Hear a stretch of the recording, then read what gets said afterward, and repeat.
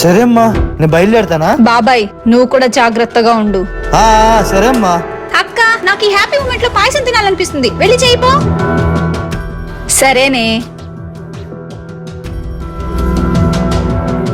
Shivani చంపాలనుకోవడం correct కాదు కదా బాబా. విన్నాడు. గుంటనక్క ఇంకా ఇక్కడే ఉందేమో, చూసేసి వస్తా.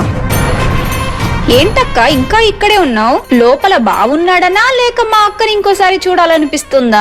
ఎవరి కోసం వెయిట్ చేయట్లేదు, నా కార్ కోసం వెయిట్ చేస్తున్నాను. నా కార్ వచ్చిందా నేను వెళ్ళిపోతాను, కానీ నాకు ప్రతి విషయంలో అడ్డుపడే నిన్ను మాత్రం ఖచ్చితంగా వదిలిపెట్టను.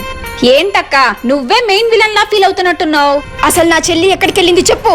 నువ్వు ఎవరితో అయితే కలిపావో, ఎవరితో అయితే ప్రేమలో పడాలనుకున్నావో వాడితోనే కేఫ్ లో కూర్చొని ఐస్ క్రీమ్ తింటుంది. బావ నీతో ఇంకా టచ్ లో ఉన్నాడా అక్క?